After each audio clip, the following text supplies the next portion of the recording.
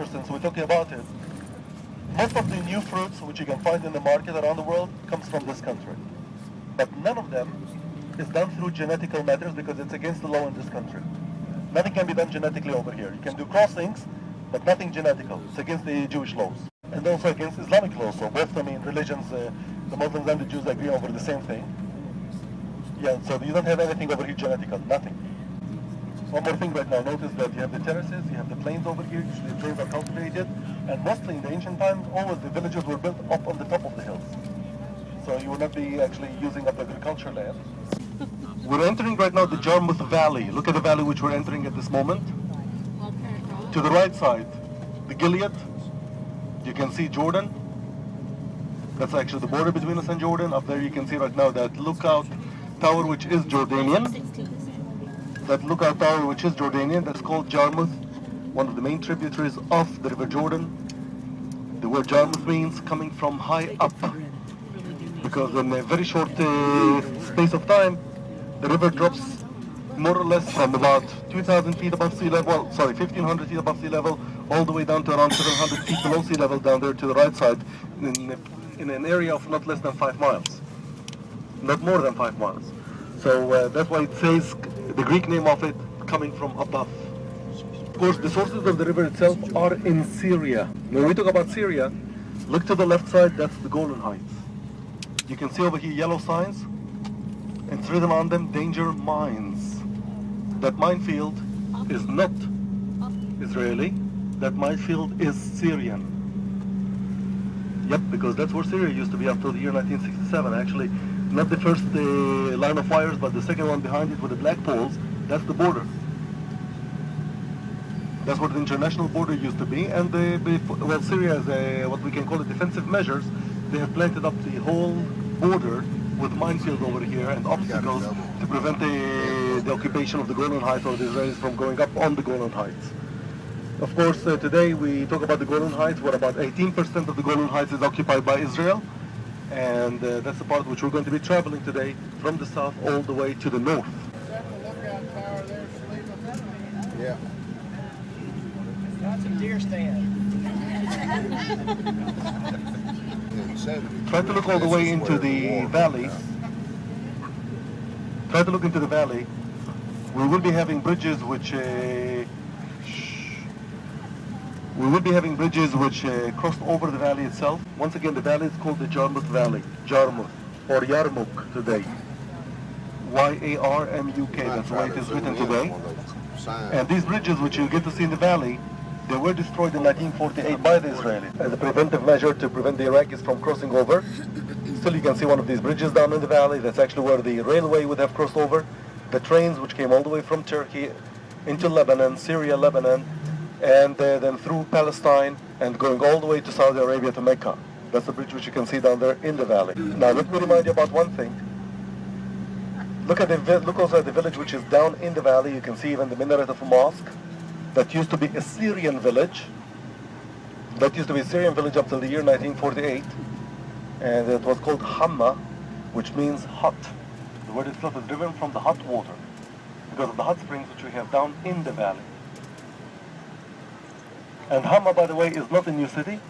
If you go down there to the hot springs, you can still see the ruins of the ancient Roman city, which used to be down in the valley. The valley itself has different stories, biblical and historical, which we're going right now to try to pinpoint them. But notice right now the bridge over there at 11. Can you see the one which is destroyed? There over the river? Okay, that's one of these bridges which were destroyed. And notice right now the ascent which we're going to be taking. And one more thing to mention about Hamma down below, which is the hot springs, that's also where we have crocodile farms. So this is actually where you need to start praying that Nile stays on the road, because Nile has a very, very bad history over here. You can still see his lost vehicle up there to the left. Problem over here, if you get off the road, it's not really rolling down. You have all the minefields to go through. If you escape the minefields, you end up all the way in the crocodile farm. So we guarantee your way to heaven all the way, yes. And by the way, what's great about this way to go to heaven, it always goes in pieces. This would be great for a motorcycle ride. Oh, it's right. Man, you talk about this right off the edge. You wish these here on. Now, It's a whole up lot there greener in Jordan, everybody, look at the antennas up there in Jordan. Can you see it? Okay, well, if you have to travel all the way up there, Oh wow, man, I was looking forward to that. I want my breakfast. don't worry, the bus is insured. Besides, if at any moment you get really afraid or worried, just do what Niall does. Close your eyes. You won't see anything.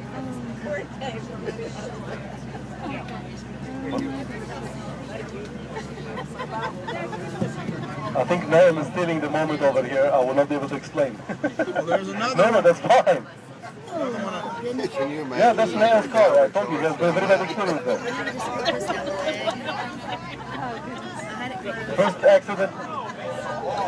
The first accident Niall had over here was with his car with his girlfriend, ex-girlfriend. And the second time, there was a group of tourists who did not tip him well, so he took them down. Oh, Now look in the valley, down there to the right. I never was much of a roller coaster rider.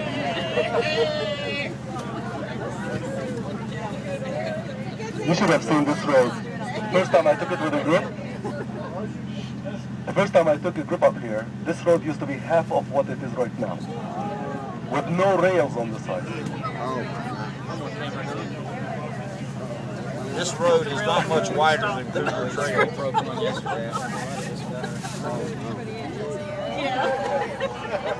Okay, let me point a couple of things before we miss them. First, up there to the left where the antennas are.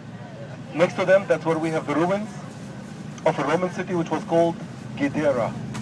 From up there down to the shores of the Sea of Galilee, that's all the land of the Gadarenes. We hear about Jesus going to the land of the Gadarenes. Gadara used to be a city, a member of the Decapolis. Here's the border to the left. You see the poles? Now, and that's the Syrian bunker which is coming up right now to your left. What used to be a Syrian bunker. So, we spoke about the land of the Gadarenes. Jesus, of course, healing up a demon-possessed man, right? That must have took place in the shores of Galilee, not in the city itself up on the hills, because I've never heard about flying pigs going 5 miles away. Down there in the valley, you can see the reflection of the water, right? Of the hot springs and the crocodile farms. That's actually a place where St. Paul would have stopped on his way to Damascus. The other thing about this valley, that's where Elijah the prophet was fed by ravens. Look to the left right now, there should be a great view over the southern Jordan Valley. There we go. And remember, our ascent goes from 712 feet below sea level all the way up to around 2,800 feet above sea level. Later on, at the very top of the Golden Heights, we should be going up to 3,300 feet above sea level, overlooking Mount Hermon, hopefully, which runs up to around 9,200 feet above sea level. Of course, all this within a distance of 60 square miles. Well, those of you who are worrying about now reversing back, that's actually how he descends from the Golan Heights. There's the river right now, Yarmouk. Can you see the river down there to the left? Yarmouk, running all the way to join the River Jordan. Yesterday, we're going to Beit Shan. We pointed for you the place where the two meet together. If you remember that dam which we pointed from a distance yesterday, talking about one of the tributaries of the River Jordan. Look at the red poppies which start right now sprouting there to the left. A couple of them. And just to mention one thing, you are not allowed at any time to pick up any wildflowers. I usually try to emphasize on this. Well, I mean, here you cannot anyway because you have to walk through a minefield, but at any other place. Please not to, because if all the tourists will pick them, there won't be any left. Because usually we need the seeds to go back in the ground so they can sprout the year after.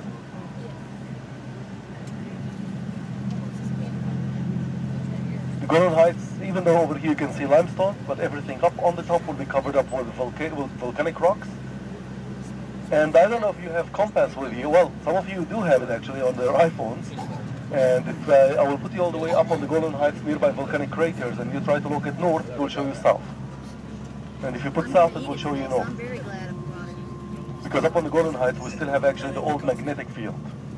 Notice once again the minefield, and a bit forward right now, we're going to be able to see boulders of concrete, which were placed by the Syrians to make an extra obstacle against tanks if they would have managed to go up the Golan Heights.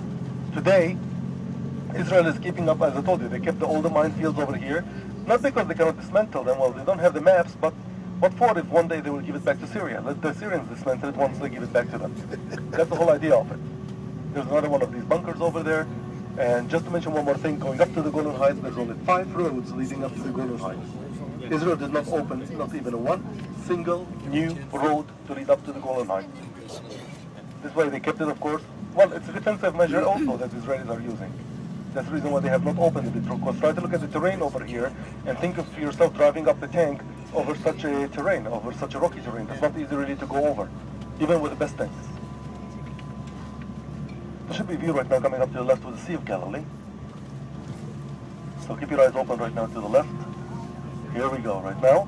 And if you have to look really far left, you can see the top of Mount Tabor as well. That round top hill, can you see it? There. Can you see to the left side, the round top hill? And the two most prominent mountains in the country is Mount Hermon and Mount Tabor. Psalm 89, Tabor and Hermon rejoice by your name. Because they are the two most prominent mountains that we have. And usually on a clear day, after especially a rainy day, the two of them are quite visible from different spots. I decided, we brought you grape juice again. For those among us who do not drink wine, despite the fact that the wine which was at the temple would have been, of course, alcoholic. The one even that Jesus changed is also to be alcoholic. But we have over here grade A grape juice. No, we'll get some more grape juice for our communion at the Garden of Gethsemane. What I would like you to do is actually, you get the piece of bread, don't eat it, of course, not yet. Pick up the piece of the bread, and each one of you, please, pick up your grape juice. Yep, go ahead and pick up your grape juice. Down the Via De La Rosa in Jerusalem that day, Polero, Soledade, Polavo, La Rachero, Collierville, La Rachero, Varo, Pilari, Collierville, Cantasio, Lorele, Shandaye, Shakaye, Toradayo, Taru, Losake, Taria, La Carotera, Varevo, Revo, Toraviro, Cosevara, Toreva,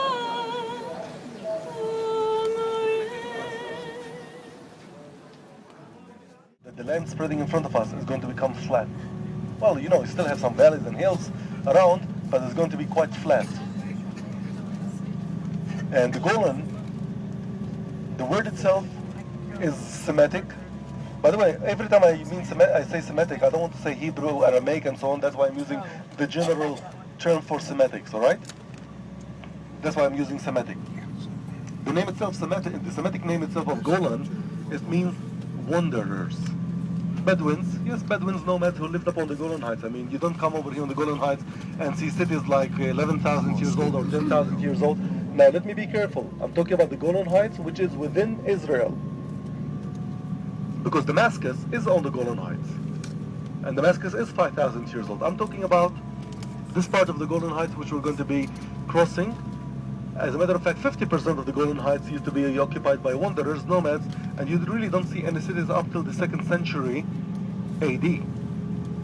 That's when the Jews, being banned from going to Jerusalem, they moved to the Galilee and the Golan Heights, and they started, of course, establishing their own little villages and towns above.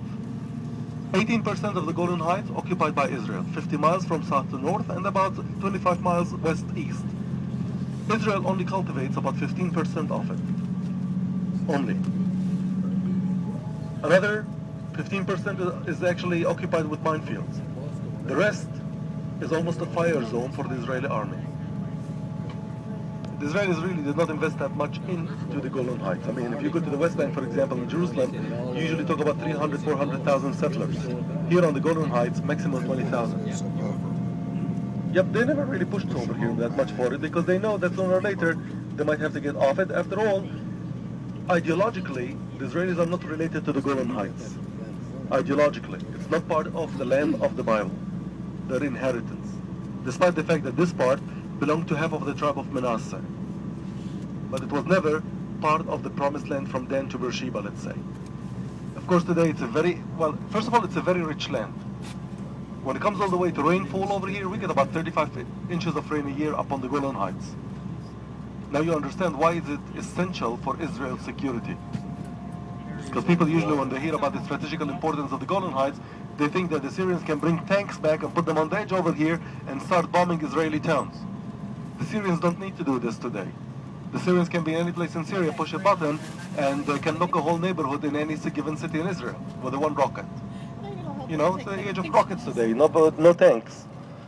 So the strategical importance of the Golan Heights is water.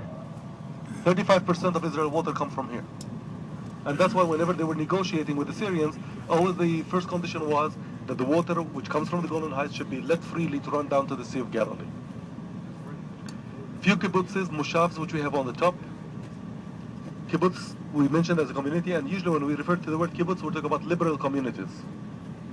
Left wing, not the right wing of Israel. So there's several of them, and you'll be able to see over here the Hama, which means, of course, introductory all the way to the Hamad Gader, that's the hot springs which we have seen in the valley. Different types of fruits grows up over here and vegetables. I mean, like right now over there you can see leek, for example, growing up to the right side. But usually when you come all the way to the main products of the Golan Heights, it's actually fruits. Cherries, apples, grapes. And the grapes over here are usually not for the consumption in the market, that's actually for the production of wine. After all, some of the best wines of Israel comes from the Golan Heights. Now look over there to the right side. The furthest point you can see to the right, that's already Syria over there. The furthest point, up at the horizon.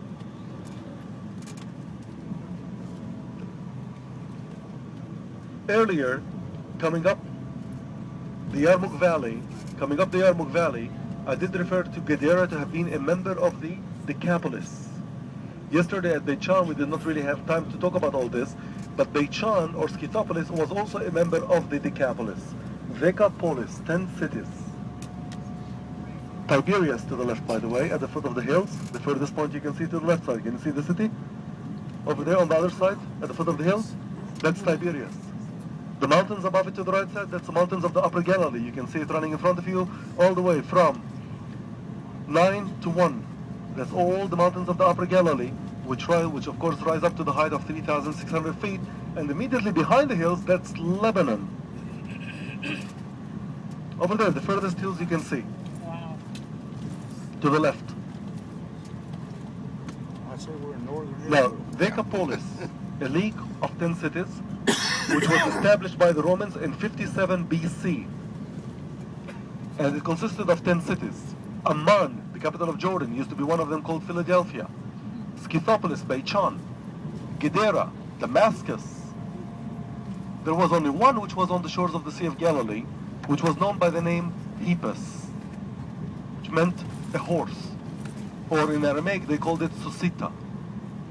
That one, we're going to get right now the chance to see the upper part of it, and that used to be on the main highway to Damascus. That used to be on the main highway to Damascus. So coming up right now to the passageway to your left, we should be able to look over a rocky ridge in the middle of that passageway to the left as we come to reach it, and that's where Pics or Susita would have existed. And that city was occupied by a Roman legion, Legion number 12, which would have protected the road going up to Damascus. Legion number 12. So look right now to the left. There we come. And just over there to the left side. Here we go. That little road. No, look over your shoulders right now backward to be able to see it in the middle of the valley. It's like a flat ridge. Can you see it? Yeah. From a distance, usually that looks like, actually from the other side, it looks like a headless horse. That's why they have called it Epis. Notice what I said, it was occupied by a legion, right? Legion number 12 occupied that one. And the legion, the Romans who lived over there, they used to worship Satan. And sacrifices for Satan were pigs. There we go. A legion, pigs, Satan. It rings a bell?